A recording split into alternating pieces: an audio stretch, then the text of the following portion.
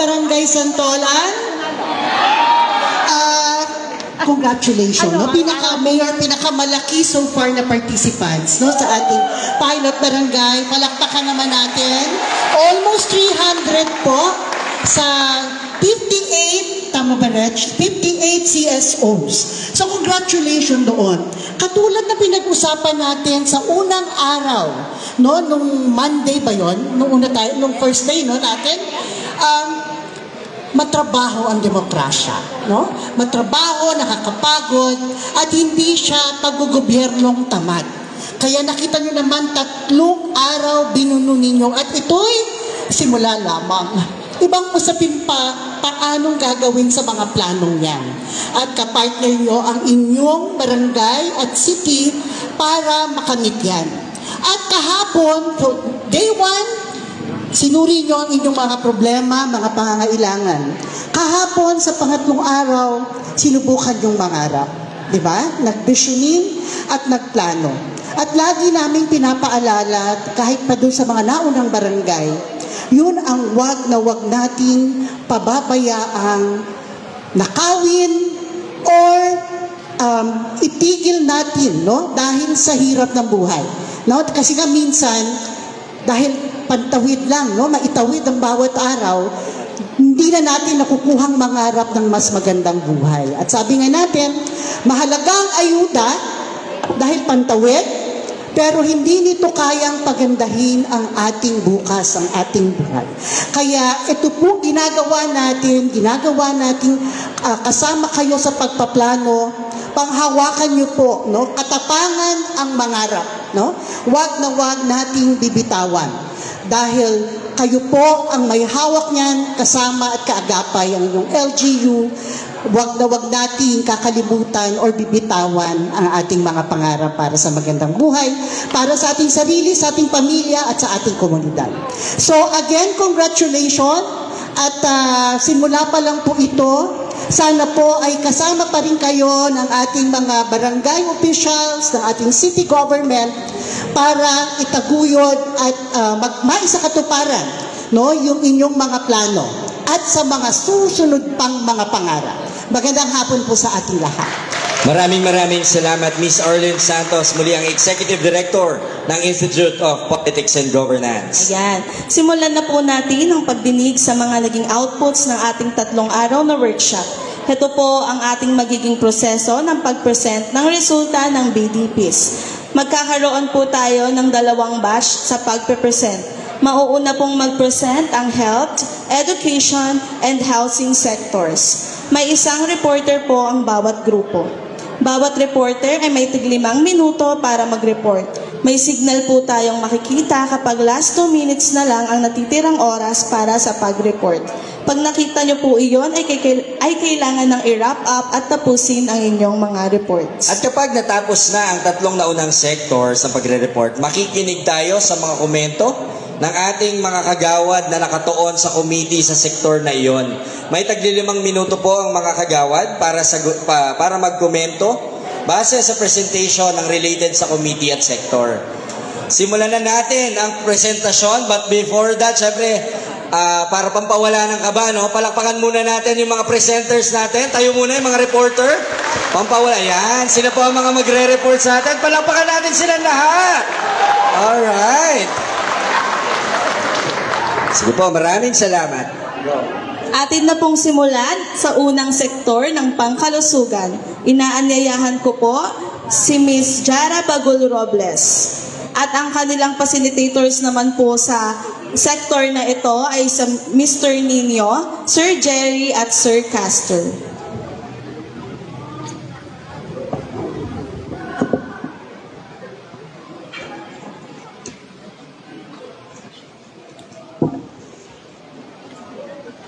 Magandang hapon po sa inyong lahat. Ako nga po pala si Jara Robles sa Purok 3 po. Ang sector po namin ay health. Idedirect ako. Maraming salamat po pala sa pagbibigay ng platform po na ito para sa aming lahat na maidulog namin yung mga hinaing po namin. Idadirect ko na po sa concern po namin. Ang concern po namin ay ang kakulangan sa serbisyo sa health center po. Ang explanation po namin dito is yung kakulangan po sa gamot, kakulangan po sa doktor at staff, dahil may bilang po ng cut-off ang serbisyong medikal na hanggang 10 lang po, pasyente lang kada araw po. Siguro po ay sa kadahilanan din po na nagbase lang din po kami sa datos at ang datos po namin doon ay isa lang po ang doktor po natin sa health center po, yung primary care po. Pag pumunta po kayo sa center ng umaga, kailangan po bumalik sa hapon para sa resetang gamot na kadalasan po ay wala po yung hinihingi po namin gamot. Ang implikasyon po nito, kung hindi po ito matutugunan, ay dadami po ang sakit, limitado po ang serbisyo ng health center, kaya napipilitan din pong magtungo sa private hospitals po. Ang goal po namin dito is magkaroon ng mas mataas na antas ng serbisyo sa health center po. Ang objectives po namin ay ang karagdagang gamot na sa pangunahing sakit na pinapakita po sa datos po, na ito po ay hypertension, diabetes po, at saka po yung sa rabies po, tumataas po din po kasi yung datos dun po. Karagdagang bakuna po para sa seniors at mga bata, katulad po ng flu vaccine po sana. Karagdagang doktor at health staff po sa ating health center po. Magkaroon ng tanggapan po para sa bakuna ng anti-rabies po, dahil din sa mataas na porsyento pinapakita po sa datos. At maayos po na sistema sa loob ng health center patungkol sa limitadong pagtanggap at pakikitungo po ng humihingi po ng tulong sa ating health center.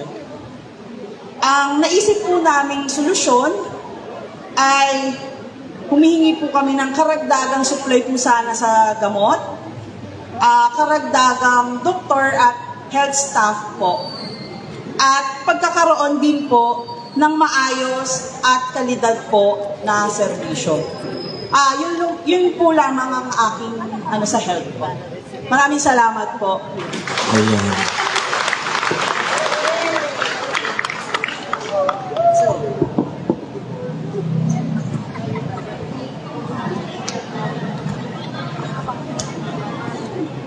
Okay, thank you so much, ma'am. Ngayon naman po, para sa health, Group 2 mula sa Purok 4 at 5, ang ating reporter, palakpakan natin, si Ma'am Marla Gonzaga.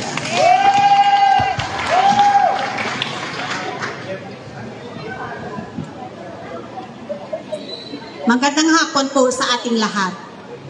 Magandang... Nervous ako, sorry.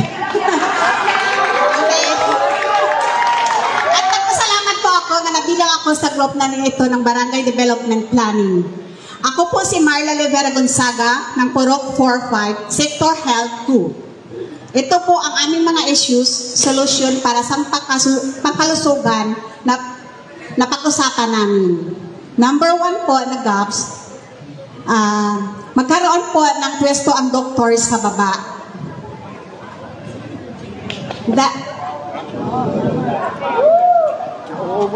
Baka po maaksidente ang mga PW at sa mga senior kasi yung hagdan doon sa health center ay sobrang materik. Kaya kailangan po natin yung doctors sa ibaba para na easy access ng mga consultation. Issues, smooth flow and consultation. Number 2, issues po. Sana po maging libre po ang laboratory natin dito sa ating sa Santolan.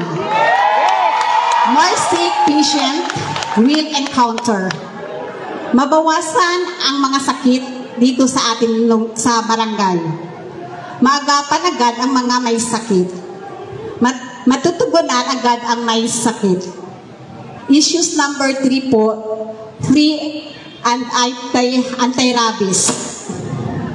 Tumataas po ang cases ng kagat ng aso at pusa dito sa ating barangay. Magkaroon po tayo ng mga responsibilidad na may mga pit po tayo sa ating mga bahay para mawala ang maraming makagat ng aso. Magkakaroon ng bakuna sana po dito sa atin din sa barangay. Kasi bawat po may mga doon tayo sa ibang barangay pumupunta.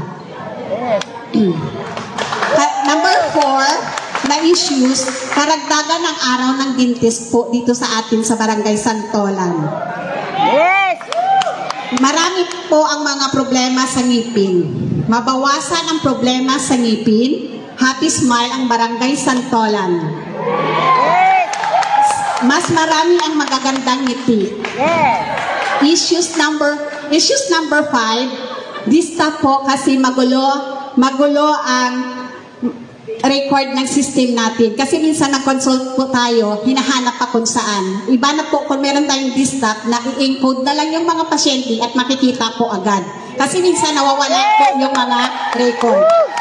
At sana po, mabigyan nyo rin pansin ang health center natin dito sa barangay na mabigyan po tayo ng buong monoblock water dispenser at ang bubong po at industrial fan.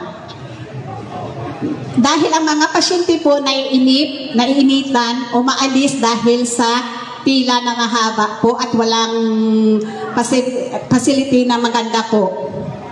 Maayos na pasilidad, comfortable at masaya ang mga pasyente. Masaya ang kontento ng mamayan sa Santolan. Maraming salamat po. Thank you so much, Miss.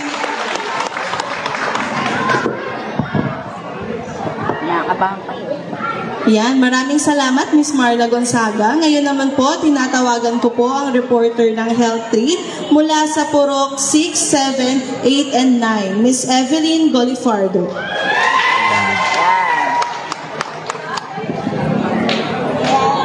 Good afternoon po sa lahat. Good afternoon po, Mayor, Kagawad, Council. Nasabi na po nila lahat. Yung isa na lang po din nila nasabi. Sana po, yung attitude ng mga staff, sana po is maganda. Kasi po, ang hirap pong pumila talaga, lalo na may dala kang bata, mga anak mo, umiiyak mo to, tapos paglapit mo sa kanila, susungitan ka ba?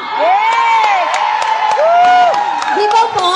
Sana po maging kahit plastic ng ngiti, okay lang sana. Pero hindi, magtatanong ka, susungitan ka. Di ba po? Tsaka po yung anti-rabies po sana, marami pong animal dito sa Santolan.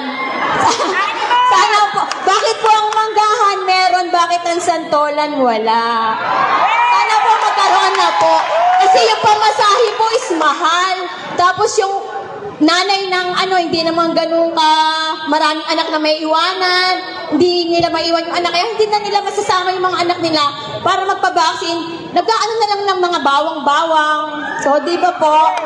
Sana po yun yung matugunan. Kasi nasabi na nila lahat Kaya wala na akong maidadagdag. Salamat po!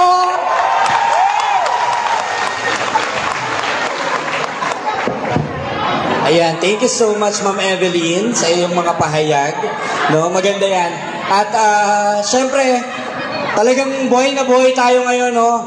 Ito rin ay dahil sa tulong ng, hindi kasi na-mention kanina at mention natin, palakpakan natin ang mga facilitators ng BDP ng Santolan. Nasaan po sila? Ayun. Sila pala yung buhay na buhay. Sila pala yung buhay. Oo. Syempre, natapos na tayo sa health. Ngayon, tutungo naman tayo sa sektor ng edukasyon. Para sa Purok 1, 2, 3, tinatawagan natin ang ating reporter, si Sir Eldrin Rojero Sabuco.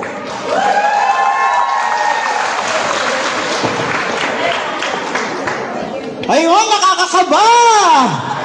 Mabuhay Santoleño! Ayan, syempre, of course, no? Bigyan natin ng pasalamat ang ating pamahalang barangay mula sa ating punong barangay Gabayan dahil ang bawat Santoleño kaagapay kasama sa paglilingkuran ng ating barangay. Ayan, syempre, maraming salamat po, Mayor Vico Soto. Hindi po halatang kinakabahan na po. Sa totoo, kahapon pa ako kinakabahan. Yan. Joke lang po! Nabigay po sa amin ang concern ng education. Actually, 3 po ang aming mga nakitang issues and concern sa education. Ang ALS, ang e-library na ipinakikita ng ating pamahalaang barangay. At higit sa lahat, ang Barangay Scholarship Program. Yan. Natalakay dun sa amin sa 2 araw na pag-uusap ng aming grupo na higit pansinin ang programa ng scholar sa barangay. Sabi doon, dagdagan ng slot ng barangay. Natalakay at nasabi din po doon, tama ba? Kulang ba ang slot? O baka hindi lang alam ng bawat Santoleño na may barangay scholarship. O baka naman napupunan na ng mga taga-barangay ang slot bago ibigay sa bawat mamamayang Santoleño. O talaga namang sadya na kulang ito. Yan po ang talagang nakita sa aming pagtatalakay. Sabi nga doon, maraming kabataang Santoleñong nagnanais mag-aral, pero bibihira ang mabigyan ng opportunity ng ating pamahalaang barangay na mabigyan ng barangay scholar. 3 ang tinutukoy namin sa Barangay Scholarship Program na sana malaanan ng ating pamahalaang barangay. Una, academic scholar. Pangalawa, ang sports scholar. At higit sa lahat, na kung minsan ay hindi pansin ang ating SPED scholar na sana'y matuunan ng ating Education Committee. Sabi nga, ang objective naman natin, wala naman sa atin na sana lahat ng Santoleño kasama sa bawat programa nito. Siyempre, unang itinilakay ang mga issue at kakulangan. Paano natin mapupunan? Ang aming solusyon, payagan nating dagdagan ng ating pamahalaang barangay ang pondo nito. Bakit po? Dahil kung kulang ang pondo, malamang wala po talagang maaabot ang programa ng ating barangay. Yes. Pangalawa, tamang pagsasala ng mga benepisyaryo ng barangay scholar. Paano pong tamang pagsasala? Huwag unahin ang mga kawani ng barangay. Yes. Sa grupo namin, di naman namin sinasabi na hindi dapat kasama ang mga bakawani ng barangay dahil kung kwalipikado naman ang kanilang anak, bakit hindi? Ang amin lamang po, idaan sa tamang proseso. Kung pipila ang simpleng mamamayan ng barangay Santolan, sana po pipila din ang kawani ng barangay Santolan.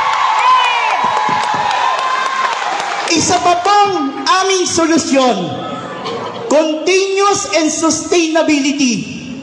Dahil bakit po?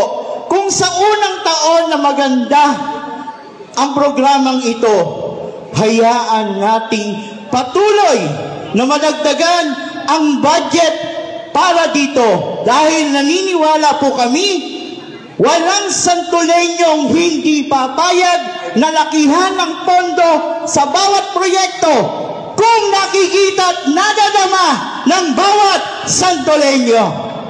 Yes! Mabuhay! Overtime! Overtime! Maraming salamat, Sir Eldin. Nahihiya pa daw po siya sa lagay na yun. Joke lang. Maraming salamat po sa inyo, Sir Eldin. Ayan, ngayon tumungo naman po tayo sa Education 2 ng Purok 456. Tinatawagan ko po si Mr. Rainier A. Ondrada.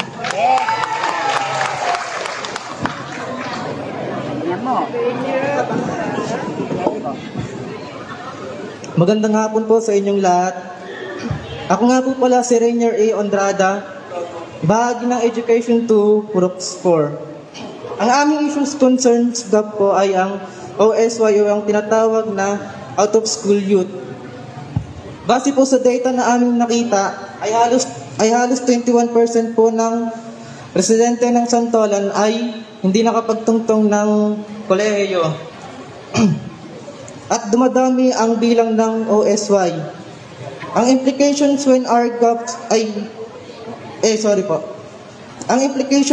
gaps are not responded ay tataas ang mga kaso na may kinalaman sa peace and order at bababa ang ekonomiya ng barangay. Ang goal po ng aming team ay mapataas ang antas ng edukasyon ng mga kabataan ng Santolan at ang amin naman pong objectives, mabawasan ang bilang ng mga di nakapagtapos ng pag-aaral.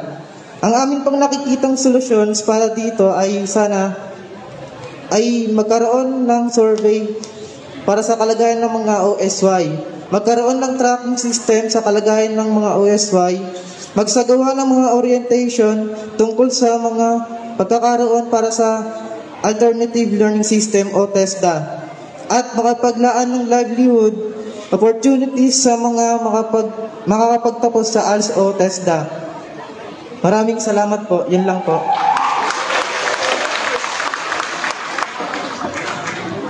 Maraming salamat, Rainer. Ngayon naman para sa Education Group 3, mula sa Purok 7 at 9, palakpakan natin si Miss Rebelin Daya.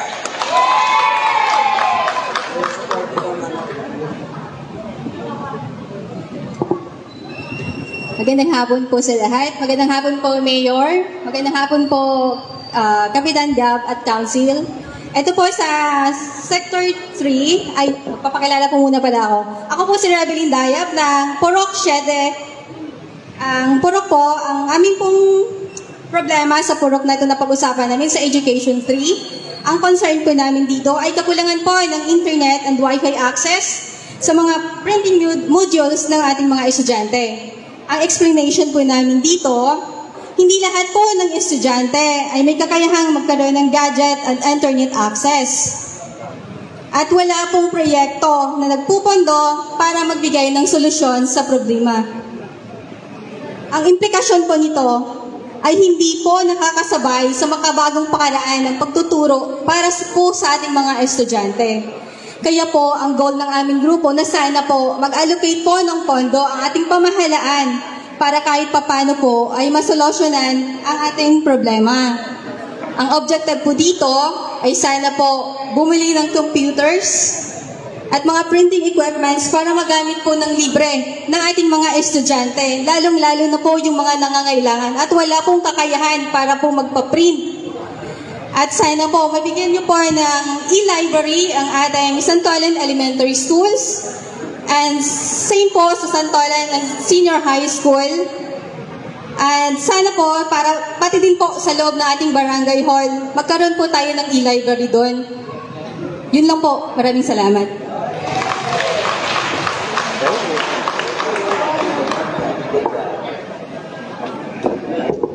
Thank you so much, Ma'am Rebelin. Ngayon, tapos na tayo sa health at education. Dumako naman tayo sa housing sector.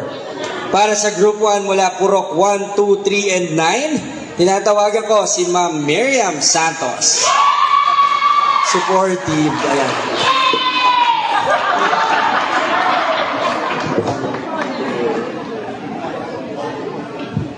Magandang hapon po sa inyo, Mayor. Muli po, nagpapasalamat kami sa inyo na narito po kayo sa ating Kapitan Gabayan at sa ating mga konseho. Maraming salamat po at sa inyo po, may paabot namin, kaming mga mamamayan ang aming hinahin sa inyo. Ako po ay sa housing, ako po yung presidente po ng Nambate Association sa baba po sa Masika. Ang aming pong usapin ay tungkol po sa relocation po. Yung walang malinaw at klarong usapin ng pabahay at relokasyon, magulong usapin at nagkakaroon ng hindi pagkakaunawaan.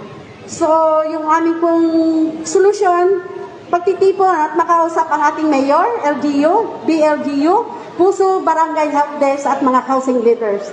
Yan po yung aming planning. Pangalawa po, yung ating lack of security po. Kulang ang aming mga bantay, kulang ang CCTV per purok. Madaming insidente ng krimen na matagal na pagre-responde. Mapataas ang antas ng seguridad ng barangay. Papabilis ang aksyon po, responde ng barangay. Magkaroon ng assembly, community leaders tungkol sa peace and order. Magkaroon ng inventory at service sa mga lugar na kailangan ng CCTV. At magkaroon din po ng radyo at bawat purok. Maraming salamat po.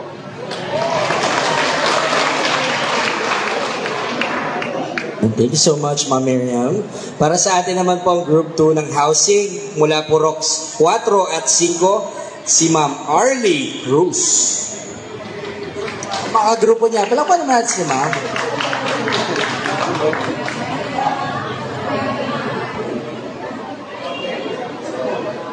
Good afternoon po, Mayor Vico and Cap Gabayan and sa mga council po and sa inyong lahat na rin po.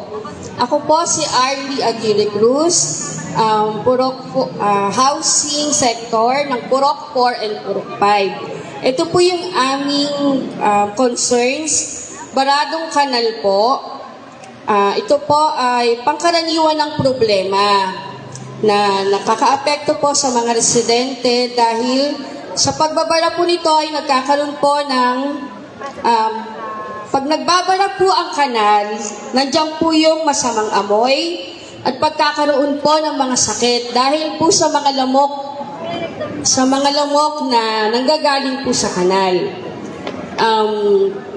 Yung hindi po tamang pagpapagawa ng mga level ng kanal. Meron po kasing mga kanal, lalong-lalo na po dito sa kahabaan ng paseo. Siguro po kulang po ito ng checking nung gumawa before.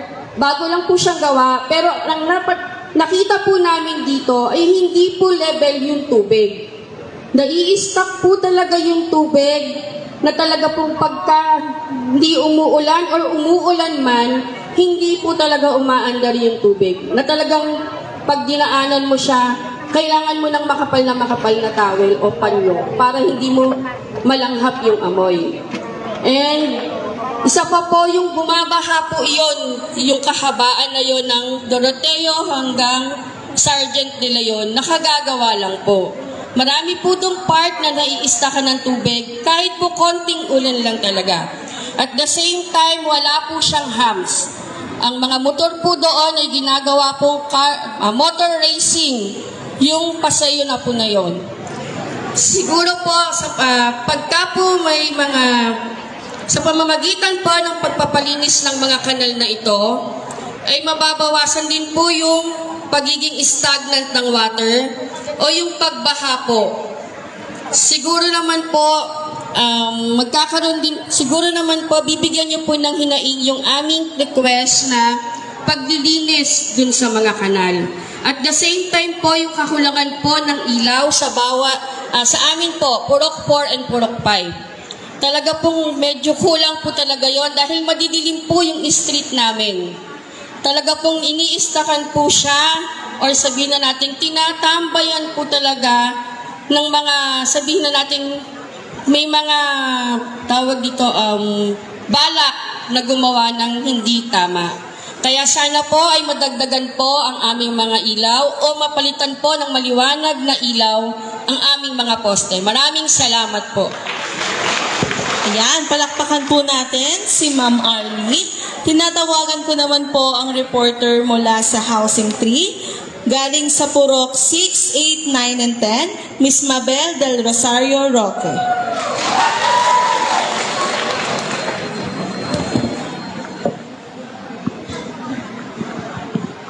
Magandang tanghali po sa inyo lahat.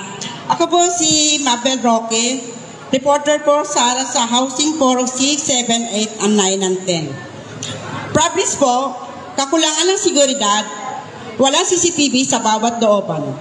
Ito po ang reklamong sa aming 70 na participant. Maraming nakakalusot po paggagawa ng krimen.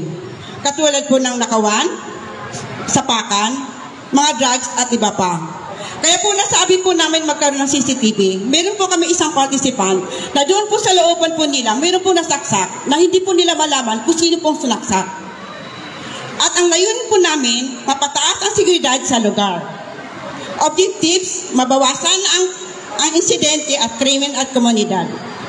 Mungkahing solusyon, number 1, mag-assist ng lugar na kailangan mag-install ng bagong dagdag na CCTV. Number 2, maglaan ng budget para sa procurement ng CCTVs. Salamat po sa pagkataon na binigay sa aming magbigay ng kuro-kuro. Ukol sa housing. Magpasalamat po ako sa aming facilitator, si Ma'am Jamie, Attorney Red, at si Sir Union. Maraming salamat po sa inyong lahat. Thank you po.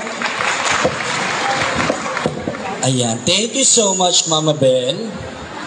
Alright, and syempre, natapos na tayo sa health sector, education, at housing. Bago tayo dumako sa mga reaksyon ng ating mga kagawad na nasa sektor na iyon, gusto lang din namin pasalamatan muna ang Santolan Elementary School sa pamumuno ng kanilang Principal Edith Tolop sa pagtanggap po sa amin dito sa 4 na araw na nangyaring consultation sa Barangay Development Planning. Okay, ngayon naman po para magbigay ng reaksyon at komento mula sa sektor ng kalusugan, health sector, Kagawad Charlie.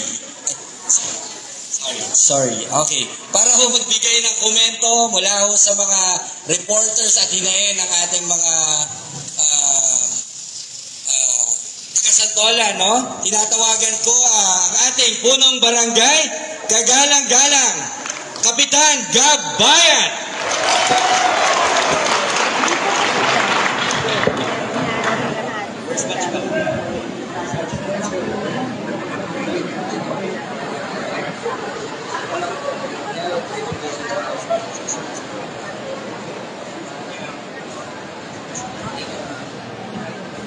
Okay, good afternoon po sa inyong lahat. Magandang hapon. Pati ako kinakabahan. Dito lang. May timer po tayo, 5 minutes per sector. So bago nyo mo i-start, gusto ko magpasalamat sa inyong lahat. Maraming salamat po. Kagaya nung orientation natin, kung noon tinitipon ang mga sektor, ang mga purok, dahil merong ayuda, may ipapakilalang politiko o gagamitin kayo sa politika, iba na ngayon. Tinitipon kayo dahil gusto namin na makialam kayo sa pamahalaang barangay. Kaya maraming salamat po sa inyo. Sige po, we will do our best para sagutin po ang lahat ng mga issue at solusyon na tinalakay natin. Unahin muna natin yung health sector. So si Kagawad Charlie po ay meron lang prior commitment, may trabaho po siya. So ako muna ang kakatawan sa ating konseho. Sa health, napansin natin na ang pinaka-issue po talaga at concern natin ay ang health center. Tama? Ano ang kadalasang sagot ng barangay pag tinatalakay ang health center? Hindi sa amin yan, under yan ng city. Diba? Ilang taon na nating naririnig yan. At sa unang pagkakataon, kung kayo po ay nakikibahagi sa ating barangay, sumama kayo nung ating annual budget hearing, binigyan na natin ng alokasyon ng health center sa ating Community Development Fund worth 1 million pesos. In short, matutugunan po natin yung pagpapaayos nung first floor. Di ba gusto natin, especially for PWD seniors, hindi na tayo papanik? Napag-usapan namin ni Mayor Vico, nakausap ko na po ang City Planning, City Health, nanghihingi na po tayo ng plano para barangay na po ang gagawa. Bukod doon, kung napapansin nyo, di ba sinimulan na natin maayos na yung waiting sheds? Na ilang taon na po nating inirereklamo. So ang pinupunto ko po, dahan-dahan lang, magsisimula po ang renovation this August. Lahat po yun, yung sa roof, yung ating signages, pati yung pagpapaayos ng first floor. Bukod dyan, kasama rin po dito ang Barangay Butika. Yan, magkakaroon tayo sa unang pagkakataon ng Barangay Butika. Ito po ay alalay lang sa ating city na kung minsan, syempre, 30 barangays po yan, di ba? Ang procurement ng gamot, hindi naman ganun kabilis. Dumadaan yan sa bidding, dumadaan yan sa mahabang proseso para naman makaalalay tayo kila Mayor, magkakaroon din tayo ng sariling Barangay Butika. Okay? So, aside from that, yung nabanggit natin, yung comprehensive health programs, meron po tayo niyan, integrated po sa Gender and Development, kay Kagawad Jeff Lubao.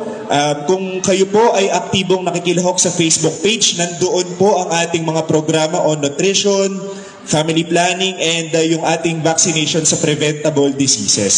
So, ang pabor lang namin, sana nga, after po nito, magkasama-sama pa rin tayo para tutukan nyo talaga kung nagagawa ba namin itong mga programang binabanggit ko po. Okay? Doon naman sa kakulangan ng ating health workers, no? Totoong problema naman to, hindi lang sa Pasig pero sa buong Pilipinas. Tuloy-tuloy naman ang hiring ng ating CT sa doktor, sa ating mga kasamahan at kawani sa health center. Pero may problema po talaga tayo sa kakulangan sa healthcare workers dito sa ating bansa. But rest assured, di ba, isa lang yung doktor natin, nakausap ko naman si Mayor na continuous po ang hiring. In fact, sa buong Pasig, meron lang tayong 400 na Pasig Health Aid. At from Mayor Vico himself, na kung naririnig nyo po, gagawin na po itong 800. Yun. Ang gusto kasi nila Mayor Vico at ng city, yung mga health aid na po mismo ang nag-iikot. Yung nagdi-distribute ng gamot. Yung nakita nyo, kasama doon sila Consi Maro, Consi Angelo, di ba, sinisimulan na nila. Pero again, proseso po yan. Pero mark my word, ang tabayanan nyo po, magbantay kayo kung nagagawa po ng ating pamahalaan. Okay? At bukod doon, yung anti-rabies. Di ba, meron sa Manggahan, wala sa atin, di ba? Andito na si Mayor Vico. Ni-request ko na yan, first 100 days pa lamang po.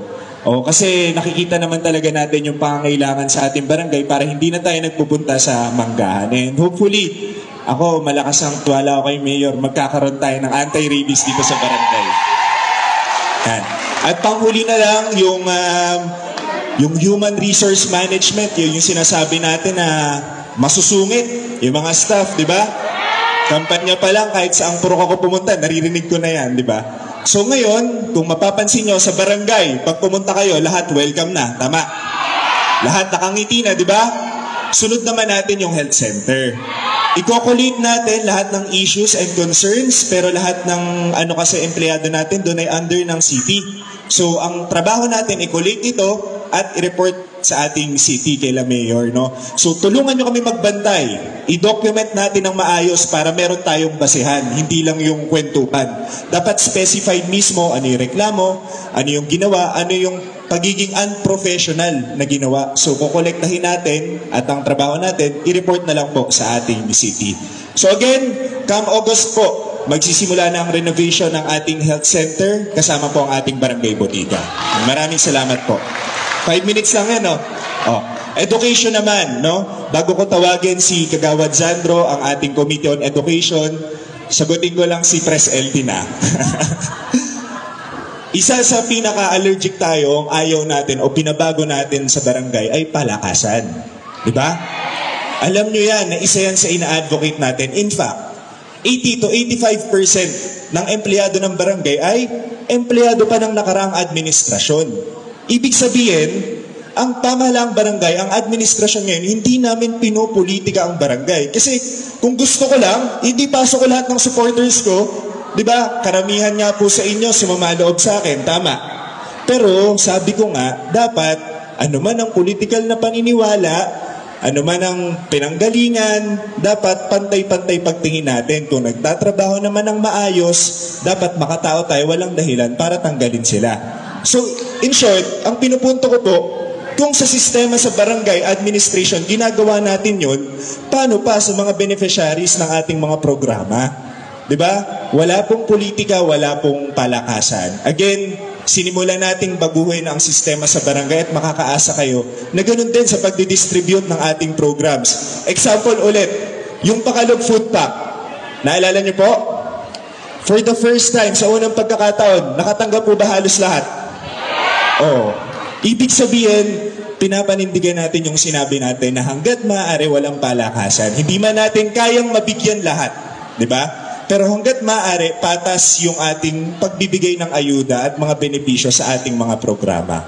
Okay? So, siguro para mas masagot yung ating mga concerns sa edukasyon, tinatawag ko si Kagawad Zandro Cruz. Palakpakan natin.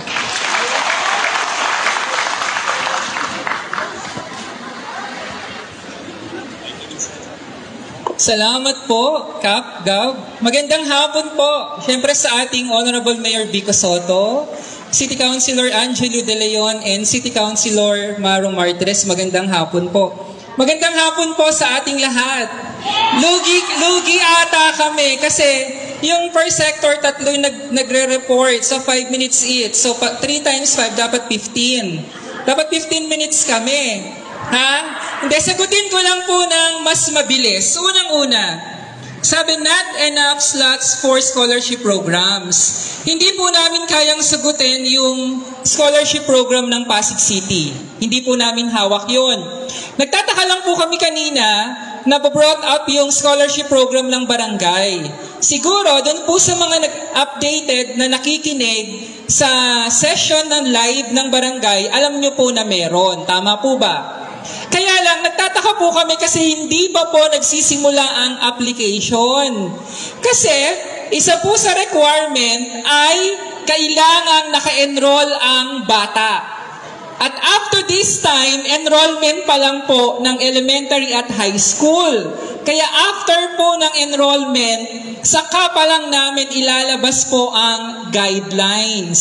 So sisiguraduhin po namin sa inyo na hindi mauuna yung kawani ng barangay. Wala pong pila. Kasi online application po ang mangyayari. Basta nakapasa po siya sa guidelines at requirements po na ire-required ng barangay.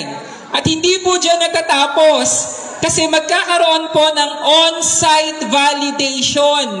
Hindi po ako, kundi po ang lahat ng members ng Barangay Council. Nakuha niyo po? Magkano po ang ibibigay? Abangan niyo po doon sa announcement. Yung pong academic scholars, yan po yung ibigay ng Pasig. Yung sports scholar, yan po yung sa Pasig. Ang target po ng barangay ay indigent students ng Barangay Santolan. Nakuha niyo po? Doon naman tayo sa mga kahit hindi matalino pero masipag mag-aral. Yan po yung hahanapin po natin. Diba? Tama po yun. Kung kaya pong taasan yung budget, why not? Kung kaya pong isi-stay ng Barangay Council for the rest, hanggang makagraduate yung bata, why not? Pero aabangan lang po natin. Takuhan nyo po. 100 na elementary at 100 na high school that belongs to the indigent sectors of the community. Pangalawa, sabi po dito, yung about the out-of-school youth, alam niyo po, sa buong Pasig, isa po yung Barangay Santolan na meron pong Alternative Learning System of Education Learning Center. Hindi po lahat ng barangay merong ALS. For almost 10 years, nakapagpag-graduate na po tayo ng more or less 500 out-of-school youth ng libre. Wala pong binabayaran. So ano po ginawa ng barangay? Naipasa na po ng barangay yung isang ordinansa para po ma-institutionalize yung ating ALS Learning Center. Diba? Ibig sabihin po niyan, mag-enroll lang po kayo, yung mga out-of-school youth. Wala po kayong babayaran. Sagot po lahat ng barangay council. Kaya lang, nagtataka po kami kasi nang ipinost po namin yung announcement for enrollment, up to last day, hanggang kahapon, 10 pa lang po yung nag-e-enroll na out-of-school youth. Ito po yung sinasabi po natin. Gusto nyo po ng programa. Ang Barangay Council pinipili po yung magandang programa. Kaya lang, yung pong tinatawag na paano po ninyo kami tutulungan para hanapin po yung mga out-of-school youth para po sila ay mag-enroll sa ating ALS Learning Center. Tulungan nyo po kami. Kung meron po kayong kakilala na out-of-school youth, i-enroll nyo po sa barangay. At the same time, yung Santolan High School, meron din po silang ALS Center. Nakuha nyo po? So iniisip nyo pa lang po, nagawa na po ng Barangay Council. Pangatlo, ito pong isa, napakaganda.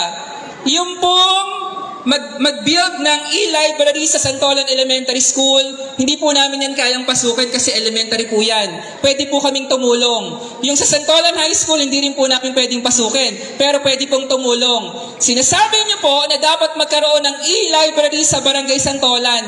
Ginagawa na po. Ayun po, si Kap Gab at ang buong Barangay Council. Ipapakta na po natin yung ordinansa para po magkaroon ng Barangay Eskwela Center. Ano po yung Eskwela Center? Hindi po tayo bibili ng computer. Ang bibilin po natin ay laptop na libre pong gamitin ng mga estudyante. Libre po sila mag-research. Libre po sila magpaprint ng module. Pag mag-a-apply ka ng trabaho, punta ka doon. Tutulungan ka mag-online. Tapos kukunan ka ng picture para libre na din. Nakuha niyo po? Sa lahat po yan, iniisip niyo po, pinagpaplanuhan na po namin. So abangan niyo po, sabi nga ni Cap, come October, on the last quarter, lahat po yan ay on the go na po. Maraming salamat po. Magandang hapon po sa ating lahat.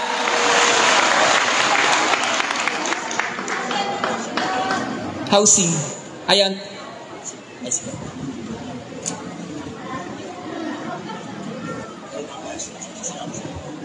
Salamat, Kagawad Sandro. So, yung sinasabi po ni Kagawad Sandro na Barangay Eskwela Center, i-integrate na po natin yung ating ALS pati testa doon. Kung yung iba po dito na tagapasunod at sumusunod sa SK, nung SK chairman pa lamang po ako, di ba meron na tayong e-library? So ito po ay mas malaking version ng e-library, tatawagin natin Barangay Eskwela Center. Pinresent din po natin ito nung ating annual budget approval. Okay? Sa housing na po tayo. Game po? Game, housing na. Okay. Nag-a-agree po ako sa sinabi ng ating mga presenter na kailangan natin ng mas matibay na coordination at dialogues in terms of housing. Hindi siya hawak ng barangay, pero ito po ay hawak ng city at ng mga national agencies. Ang hinihiling lang po namin, makikisama po ba kayo kung sakaling magkaroon tayo ng koordinasyon at dialogues? Okay, yun po ang gusto namin hingin sa inyo dahil naniniwala ang city at ilang beses na tong sinabi ni Mayor na kung magkakaroon man tayo ng relocation and resettlement, ito po ay magiging makatao at ito po ay nakabase sa desisyon ng mamamayan at ng pamahalaan, hindi ng gobyerno lamang. Ibig sabihin, hindi naman gagawa yan ng hakbang. Huwag kayong maniwala sa mga maling impormasyon. Wala pong mangyayaring, anong tawag dito?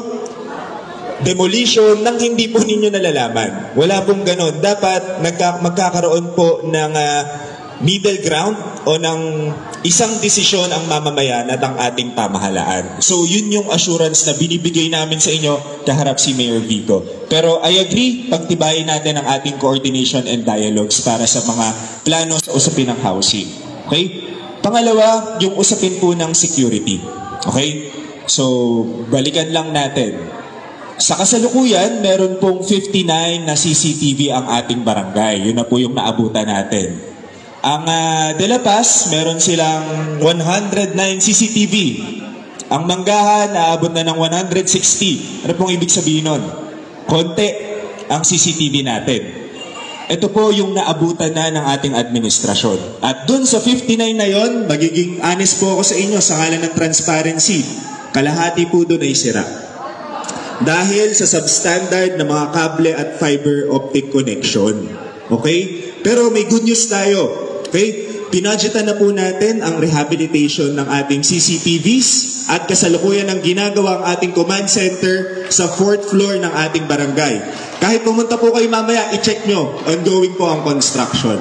So ito yung pinapangako natin na mas malakas na security system at sustainable. Bukod sa rehabilitation ng 59 CCTVs, dadagdagan pa po natin ito at kailangan namin ng tulong ninyo para matukoy kung saan pa kami pwedeng maglagay. Okay? And aside from that, i-discuss dito further ni Kagawad Dale mamaya yung usapin ng security, yung ating outpost. Diba sa unang pagkakataon, nagkaroon tayo sa Evangelista at sa crossing. At kung mapapansin nyo, 24/7 na meron pong nakaposte dong BSF, di ba?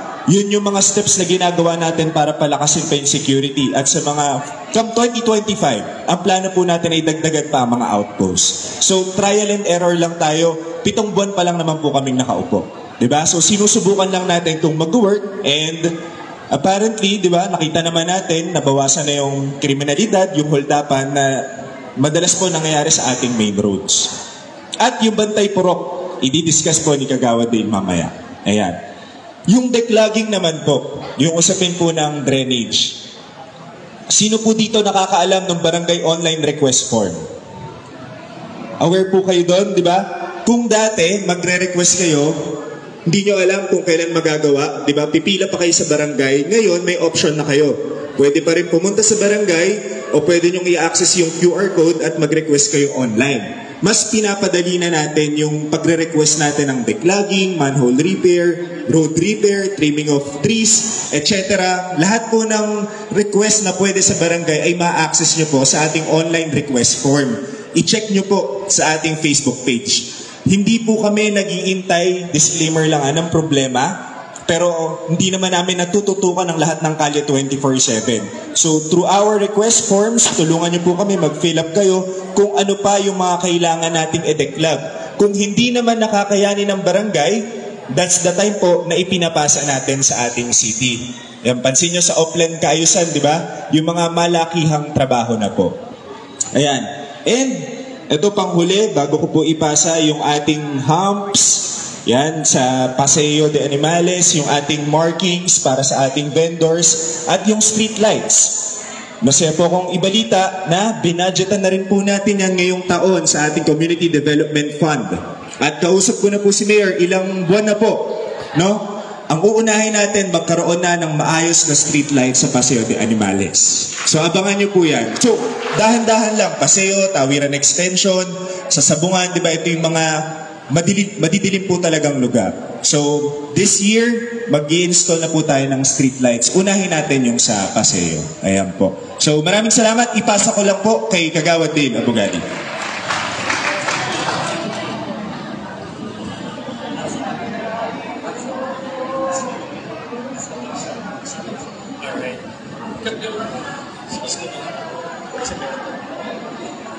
Hello po. Good afternoon, everyone. Ayan. Thank you po sa lahat ng nag-participate, no, sa programang ito. So, discuss ko lang po yung nabanggit under ng development housing doon sa issue ng security, which is the Bantay Purok, to be specific. As of now, nasa proseso na po tayo ng pag-hire ng mga Bantay Purok na kung saan ay magiging additional force multiplier po natin sa pagpapanatili ng kapayapaan at kaayusan dito po sa ating barangay. Sa usapin naman po ng CCTV, actually ito po ay a joint project po ng peace and order, pati po ng ating maintenance and engineering and infrastructure under naman po ni Kagawad Bea. So, nabanggit po kanina ni Kapitan, ngayon po ay nasa proseso tayo ng pagsasaayos ng mga CCTV. Totoo po na meron tayong 59 na CCTV sa ngayon, pero 26 lang po ang gumagana at 10 doon nakatutok pa sa ating barangay hall. So ilan na lang po ang natitira para magmasid, no, sa ating kabaan ng barangay Santolan. So yun po yung kasalukuyang ginagawa natin, isinasaayos po natin yung mga sira para po mas maging pakinabang pa po ito sa ating mga kabarangay. So far po, yung pa lang naman po yung na-discuss with regards to peace and order and security issue under po ng housing. So sana po naliwanagan po ang bawat isa doon sa solusyon po na ginagawa natin ngayon. Maraming salamat po. Maraming salamat po. Okay. Ngayon, maganda, no? Gising pa ba kayo? Ayan, maganda yung talakayan natin at isa-isa din nasasagot ng ating barangay council ang inyong mga tanong. Ngayon, bago tayo dumako sa second part, which is the social services, economics, and environment, para bigyan muna tayo ng mensahe ng isa sa mga konsehal natin sa Pasig na talagang sumusuporta sa atin sa adhikain ng participatory barangay development planning. Ayan, nakikita ko nagja-jack-in kayo pa sila. Ang Vice Chair ng Committee on Appropriation, Ways and Means, Honorable Councilor Angelo De Leon.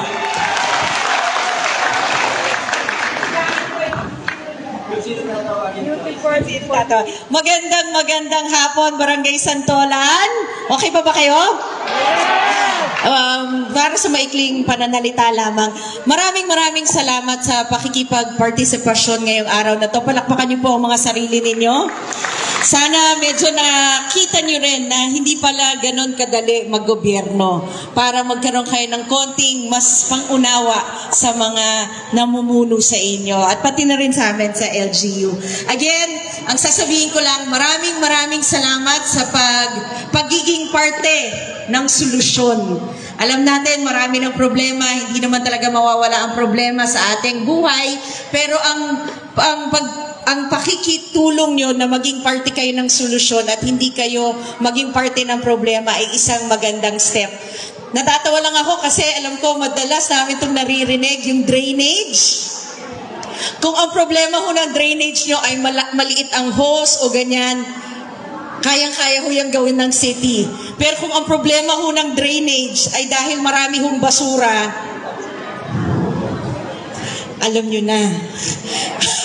Alam nyo na, kayo na rin po ang maging parte ng solusyon. Lagi itong sinasabi, ilan ho ang barangay officials sa nagtatrabaho sa barangay? Nasa mga 200, 300. Ilan ho ang population ng Santolan? Napakalaki ho. Kaya sana ho, tulungan nyo rin ho yung gobyerno nyo. Tulungan nyo rin ho yung inyong barangay dahil hindi ho nila kaya lahat. So, sa ganitong pagkakataon, maraming salamat at bukas ang inyong isipan. Na-realize nyo na rin po kung ano po yung trabaho ng inyong barangay at nakakatuwa rin naman po na halos lahat ng pinoproblema ninyo, konting panahon na lang at pasensya ho ay masusolusyonan na ho ng barangay ninyo. So sana ho sa ganitong pagkakataon hindi ito ang huli. Sana sa susunod na patawag na ganito ay makilahok pa rin kayo. Kaya again, hindi lang para maging mabuting Santoleño, kundi para maging mabuting mamamayan ng Pasig City at ng Pilipinas. Kaya again, maraming salamat. God bless us all. At sana ho, ilagi natin isipin, parte tayo ng solusyon at hindi ng problema. God bless you po.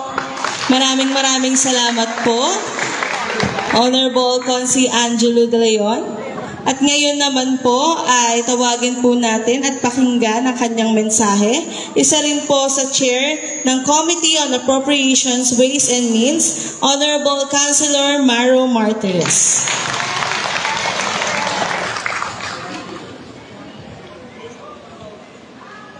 Thank you po. Magandang hapon po sa inyo pong lahat. Yan. Good afternoon po. At syempre kay Mayor Vico, kay Cap Gab, magandang hapon. Ngayon pong hapon, nahabaan ko po yung pananalita ko para hindi po kayo antukin. Okay lang po ba yan? Alam nyo, sabi nga ni Kagawad Lucky kanina, naliwanagan na po ba kayo lahat? Talagang ramdam na ramdam ko nung nagsalita po siya, lumiwanag po talaga sa ating mga isipan. Yun pong mga sagot sa ating pong mga katanungan. So, maganda po na nagkakaroon po tayo ng ganitong usapin. Wala pa ako sa pagbati, nasa simula pa lang, parang inaantok na kayo. Ang haba pa na sasabihin ko. Okay pa po ba tayo dyan? Yes! Ayan.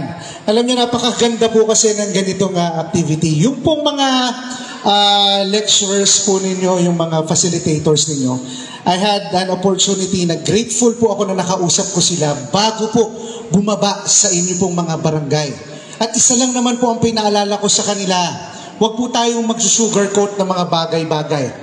It's either pwede or hindi pwede, or kung magagawan po natin ng paraan, isama po natin ang mamamayan doon sa proseso kung papaano po natin maibibigay ng tama at maayos sa mga programa para po sa bawat tao ng inyong mga barangay.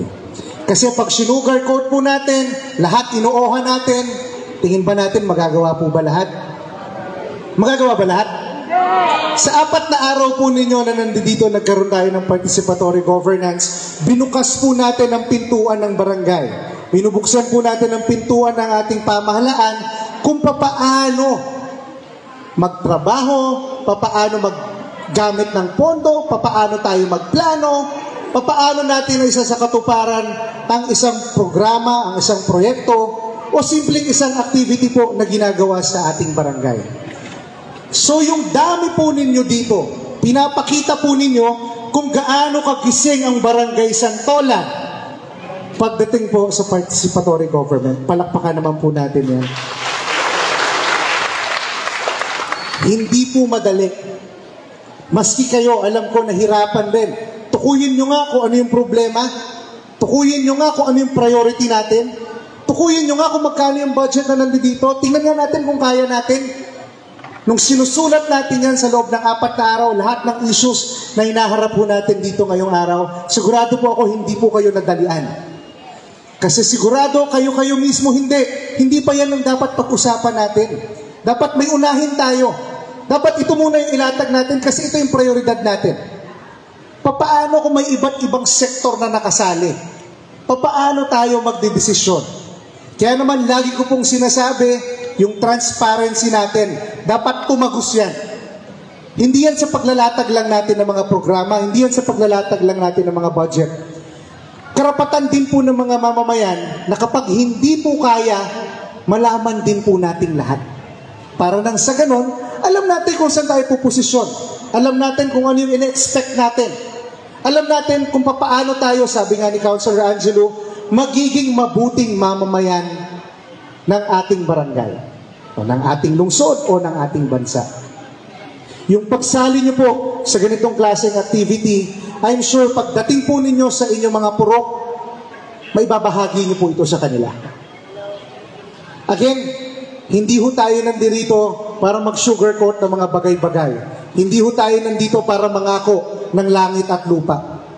Nandito po tayo para buksan ang ating pamahalaan para sa taong bayan na dapat lagi namang kasali. Simulat sa pool pa lang, dapat kasali naman tayo lahat. Dapat alam natin kung ano yung nangyayari. Paano mangyayari at paano nagiging accountable ang ating mga elected official. Dapat tumagos rin po ang pagiging accountable natin.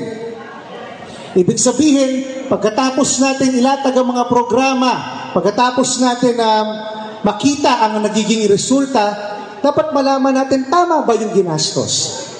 Tama ba na ito dapat yung binadgetan? Tama ba na, halimbawa, ang scholar, ito lang yung naibigay. Halimbawa, nabigyan ng 3,000. Dapat malaman natin, 3,000 ba talaga natanggap ng bawat isa? Ilan ngayon yung nakatanggap? Magkano ngayon yung ginastos ng pamahalaan?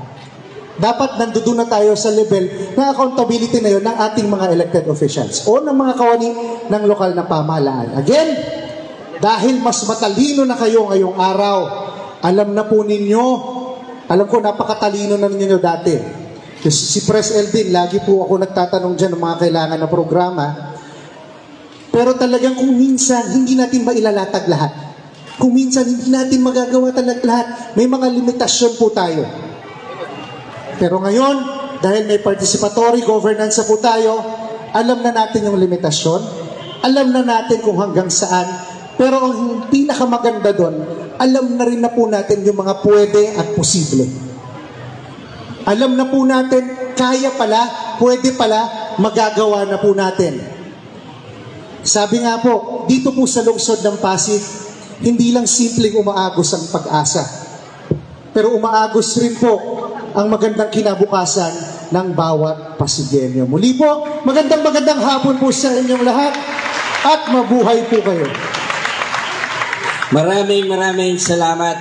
Muli palakpakan natin, Honorable Consi Maro Martires. Okay, para naman magpatuloy sa second part ng presentation. Galing sa Social Welfare and Protective Services, mula sa Purok 1, 2, 3, inaanyayahan po namin si Miss Melanie Molina.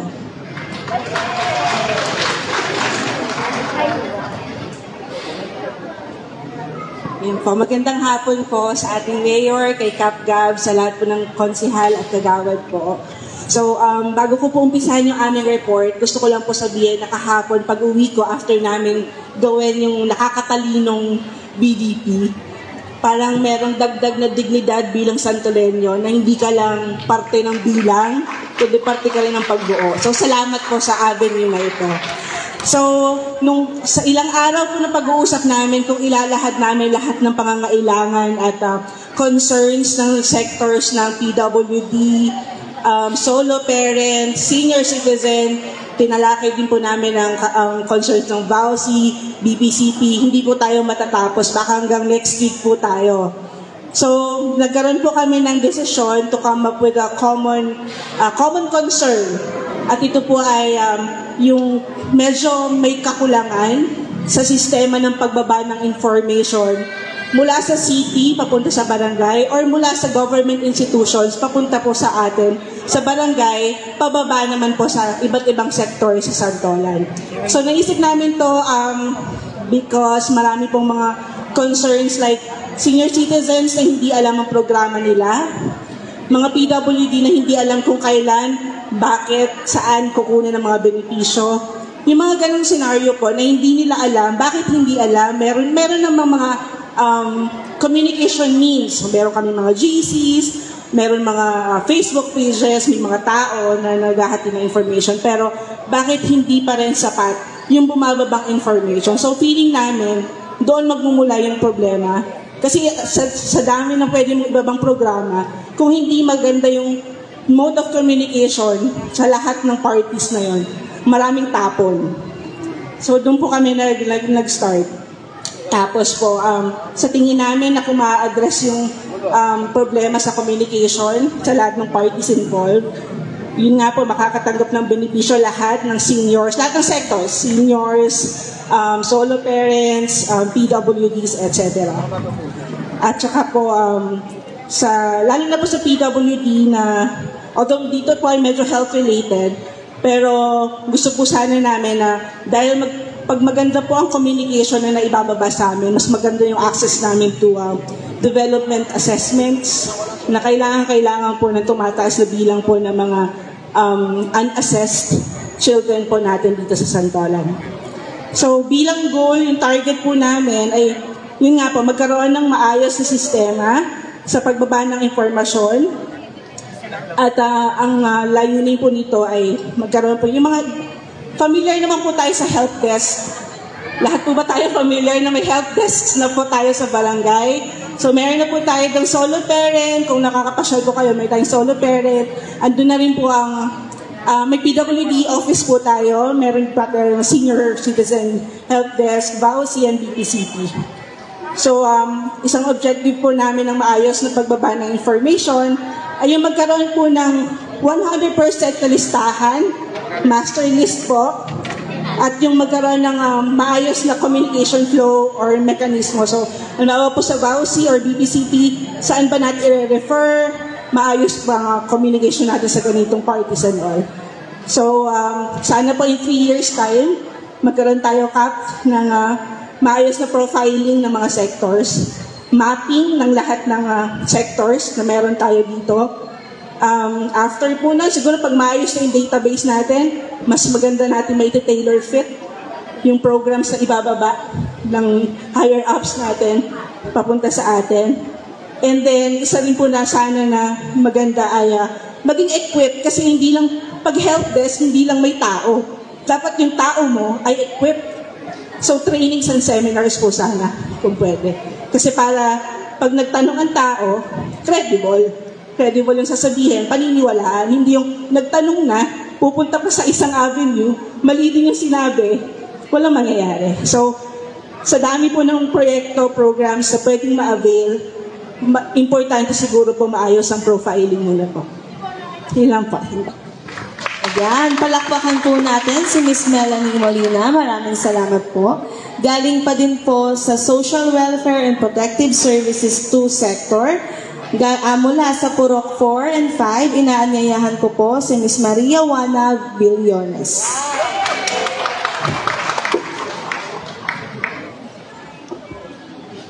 Okay, Okay, magandang hapon po sa lahat. Ako po si Juana Billones mula sa Purok 5.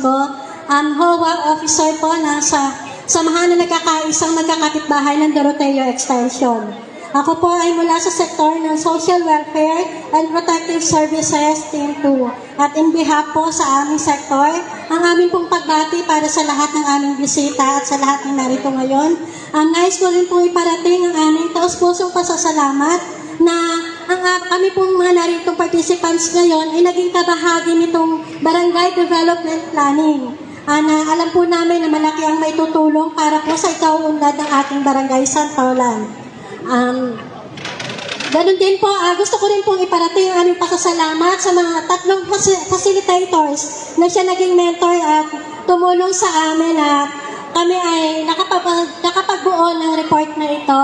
Si Sir Jet, Ma'am Angel, and Sir Ervin, maraming salamat po sa inyo. And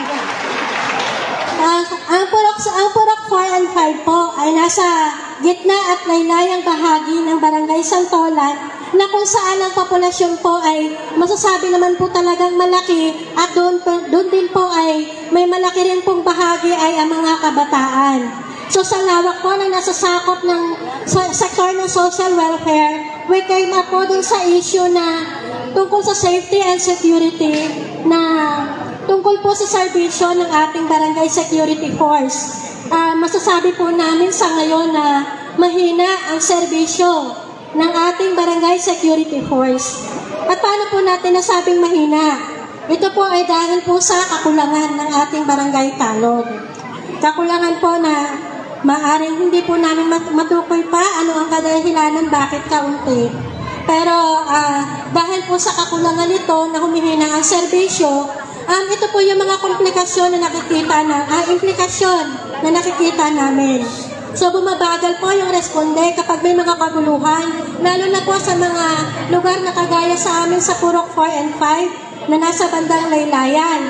So kapag may mga tawag po na may mga gulo, hindi po agad-agad na napupuntahan o nare-respondihan. Pero hindi naman po namin nasasabi na wala, kundi may dumarating po talaga. Mabagal nga lang po. And hindi rin po nasusunod yung ating curfew hours. Bagamat meron po tayong nag-iikot na kabataan patrol, bihira lang siguro twice a month. Hindi po nararating yung bandang laylayan kung saan mas marami po yung kabataan na nakatambay sa buong Magdamag. Dahil po doon mas maraming kabataan po yung napapasama sa mga crimes, lalo na po sa mga riots. And yun po isa pa yung pagtaas ng crime rate dahil sa kakulangan din ng mga tanod na nagbabantay.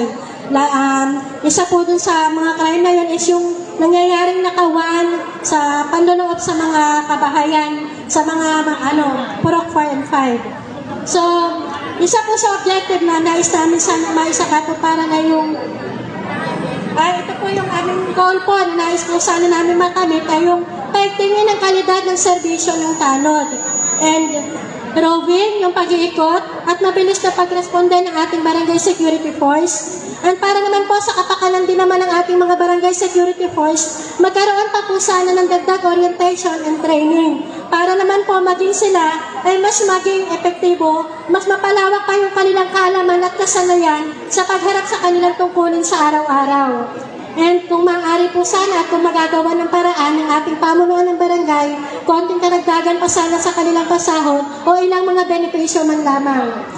And ito po yung mga naisip naman namin ng mga maaaring konkretong solusyon na pwede natin masagawa within less than a year lang po. Well-implemented curfew. Ibalik po yung mga bantay purok na kanina po na-address na po ni Kagawa Dale.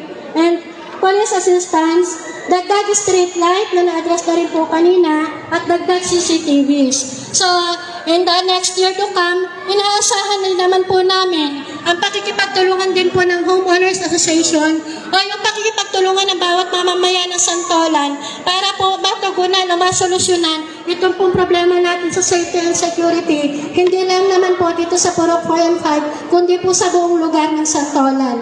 Yun lang po, maraming salamat po. Thank you so much, Ma'am Juana. At para naman ho sa huling grupo na magre-report under Social Welfare Protective Service, tinatawagan natin mula sa Purok 7 at 8, si Ma'am Shoni Fernandez.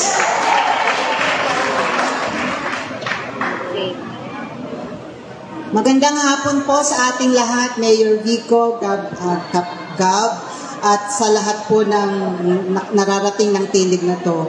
Nire-represent ko po ang yung SW sector from Purok 7 and 8. Ang na-identify po naming problema ay yung nabanggit na nila, yung nabanggit ng kasunod ko po, kahinaan ng serbisyong pangseguridad. Bakit po namin nasabi? Dahil una, limitado po ang komunikasyon. Posibleng wala silang radyo at walang sumasagot sa telepono kapag may tumatawag.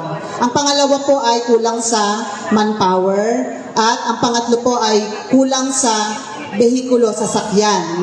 Marami pong very strong po ito, kulang sa sasakyan. At dahil po sa mga problemang ito, nangyayari ang mga sumusunod. Dumadami po ang tambay, maingay, magulo, at may away. Dumarami rin po ang krimen, ang hold up, ang droga. At nalalabag din po ang ordinansa sa paninigarilyo. Yung pong paninigarilyo sa pampublikong lugar, gaya ng vicinity ng paaralan at sa mga terminal.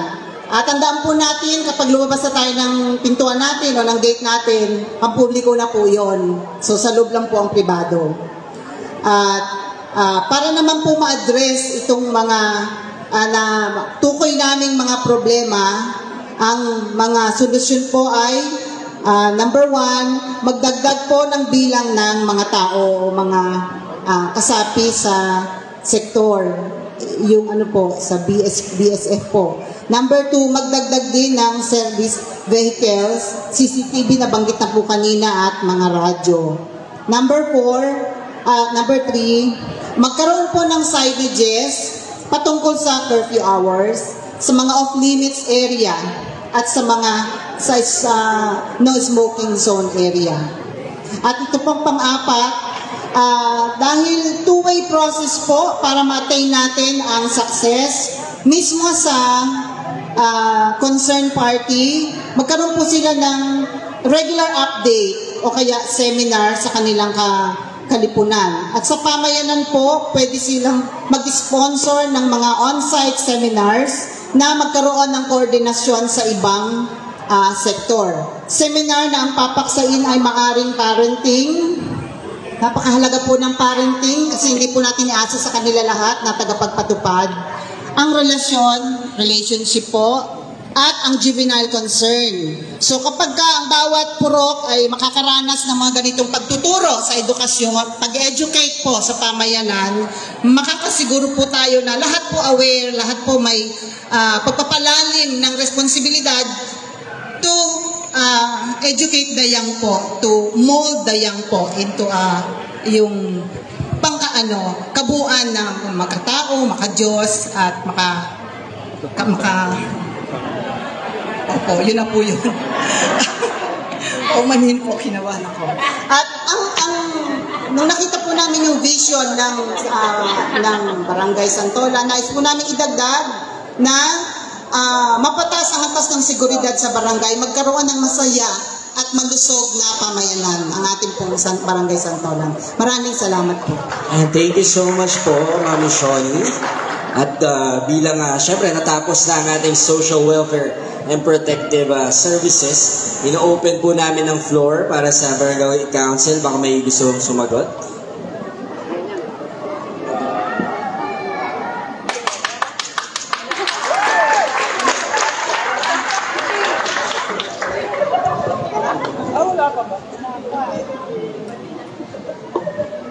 Ayan, isang magandang hapon po sa inyong lahat. Sa ating pong City Mayor, Mayor Vico Soto, sa ating pong City Councilor, Councilor Maro Martires, and Councilor Angelo De Leon, maraming salamat po sa pagpunta. At sa lahat po ng mga tao at naging abala para po sa BDPPRA, katulad po ng sinabi ko nung orientation. Ano po yung sinabi ko? Pasasalamat para sa mga taong nandito ngayon na tumanggap ng hamon ng gobyerno para maging parte ng pagpaplano. Ngayon naman po, isa lang yung sasabihin ko. Binabati ko po kayo kasi hanggang ngayon, nandito pa rin kayo sa tamang proseso. At para po sagutin naman ang inyo pong mga suggestion, yung mga issues na nakasulat po sa ating social development when it comes to protective services. Katulad po nakalagay dito, lack of information dissemination to senior citizens and PWD. Una po sa lahat, pagdating po sa pagbibigay po ng impormasyon sa ating PWD, sa ating marginalized sectors, na PWDs and seniors, number 1, pinangunahan na po yan ng ating kagawad Inga Cruz. Yan, ang pagbuo bago pa man ang BDP-PRA ng mga purok leaders. Ito po yung nagpapatunay na bago pa man po magkaroon ng BDP, ay naisip na rin naman po ng ating konseho na magkaroon po ng mga purok leaders upang maparating po ng mas agaran yung mga isyong kinaharapan ng ating mga sektor na kinabibilangan. Katulad po ng PWD, na kung saan ang presidente naman po ay si President Eldin Sabuco, meron po silang tamang datos na ibinibigay rin po sa ating pamahalang barangay. When it comes rin po sa iba't ibang sektor o sa mga marginal sector, katulad po ng Soro Parent, meron din po yung binibigay na datos sa ating pamahalang barangay, kung saan yun po ang ating sinusunod upang mabigay po natin yung mga tamang programa at proyektong nararapat sa kanila. Bukod pa po doon, sa kauna-unahang pagkakataon po, hindi ko po ito pinagmamalaki, kundi pinagmamalaki po ng buong konseho dahil sa unang pagkakataon po ay nagkaroon po tayo ng Gender and Development Code na ordinansa dito sa ating barangay. Kung saan pinoprotektahan po nito, ito po ang magiging Biblia at batayan po ng ating iba't ibang sektor pagdating po sa paggawa ng mga programs. Kuha po ninyo, dito po makikita natin yung mga programs na binigay ni Pres Eldin, ng ating solo parent at ng ating senior citizens, kung saan tayo po ay nakipag-ugnayan. Tinalakay po natin sa harapan nila yung kanilang mga annual investment program, kung ano po yung mga kayang ibigay at kayang maibigay lamang po ng ating barangay. Pagdating naman po sa capacity development, continuous po ito na ginagawa. Siguro po, hindi po nararamdaman ng sektor ng mga senior citizens at ng PWD, pero lahat po ng seminars at capacity development na ginagawa po ng barangay ay well represented. Kung saan kinukuhanan po natin ng representante lahat ng sektor na meron tayo dito sa ating barangay. Next naman po, katulad po ng sinabi ko, hindi man po specific yung programa para sa seniors and PWD, pero sinisigurado po namin na kasama po sila sa lahat ng programa at proyekto. Katulad po nung nakaraan, meron pong tuberculosis, seminar about tuberculosis. Hindi man po ito literal na para sa kanila, pero meron pong representative na kasama po ang seniors and PWDs. Iyon po yung best example dito. Next naman po ay yung ating sinabi kanina na curfew. Ayan. Kung tutusin po, meron po tayong tinatawag dito sa ating barangay na, actually dito sa barangay, City Ordinance number 4. Kung di ako nagkakamali, series of 2016, kung saan yung mga kabataan po tungkol po sa oras o yung tinatawag natin na curfew. Pero sa atin po ngayon kasi is hindi po ito curfew, kumbaga ang tawag po natin ngayon ay rescue. Kung tutusin, meron pong existing na ordinance, hindi ko po alam kung ito po ay nagagampanan pa din po ng ating city. Ordinance number 4, when it comes po sa pagbebenta ng mga alak at pagtatatag nga po na hanggang 10 PM lang po yung para po sa mga minor de edad. Next po, yung ordinance number 22, kung saan hindi po pinapayagan na magbenta ng kahit na anong toy guns dun sa mga bata. At meron pa pong isang ordinansa na kung saan lahat po ng facilities like computer shops, kapag oras po ng pag-aaral ay dapat wala pong estudyante sa loob ng mga pasilidad na iyon. So meron po tayong mga existing ordinance, yun nga lang, kung paano ko po sasagutin ay hindi po authorized si barangay na manghuli po ng mga kabataan tungkol po dyan sa tinatawag nating rescue, sa pagre-rescue po sa mga bata. Pinaubaya po natin ito sa Barangay Security Board sa pangunguna po ni Kagawad Del Abogadi. Thank you so much na every night naman po ay nagro-roving. Kung titignan niyo po yung end-to-end point ng ating barangay, ay nakikita ko naman po na ginagampanan po ng ating security force ang kanilang mga trabaho. Bagamat kulang po sa tao, ay nakikita ko naman po na paunti-unti tayo po ay protektado sa Barangay Santolan. Next naman po, teenage pregnancy. Yung sinasabi niyo po na magkaroon kanina ng seminar with regards to parenthood, nagkaroon na po. Ilang beses na rin pong nagkaroon ng mga seminars regarding sa ating mga lactating mothers, teenage pregnancies, responsible parenthood. Isa lang po yung lagi kong sinasabi kapag nagsasalita po ako sa harapan ng mga magulang at mga batang nandito ngayon at sa mga nakalipas na seminar. Ano po yung lagi kong sinasabi? Wala pong epekto o walang silbi lahat ng inyong mga natutunan kung wala pong application. Kahit ano pong natutunan niyo po dito sa BDP-PRA ay wala pong kwenta kung hindi po kayo magiging parte ng solusyon. Kailangan po, lagyan po natin ng application. Hindi po pwedeng nasa sa inyo lang lahat ng mga bagay na natutunan ninyo. Kuha po natin, so sana pag meron pong binigay na mga gantong mahalagang proyekto at programa ang ating barangay, lalo na po ang seminar, puntahan po natin, atinan po natin, at higit sa lahat, ipamahagi po natin ang mabuting balita na natutunan natin during that seminar. Yun lang naman po ang ninanais ng ating barangay. And sa tingin ko po, nasagot ko naman na ang ating mga katanungan, and nagpapasalamat po ako sa lahat ng mga presenters dito with regards dun sa protective services. Yan, pagdating po dyan. Kasi ang sa akin po, ito po ang magiging basihan namin bilang mga lingkod bayan na katulad po ng aking mga nasa harapan. Ngayon pa lang po, nagpapasalamat ako sa inyong lahat na way makasama po namin kayo hanggang sa dulo. Dahil naniniwala po kami, nakalagay na po sa tagline ng Santolan, bawat Santolenyo po kasama sa progreso. Maraming salamat po. Thank you so much. Once again, palakpakan po natin Kagawad Jeffrey Lubao. Okay. Ngayon, since tapos na tayo sa Social Welfare and Protective Services, mag-proceed na po tayo sa economic sector. Ang first reporter from Purok 1, 2 at 3. Dalawa po sila. Palakpakan natin, Ma'am Marites Tinga at Annalisa Cocchioyo.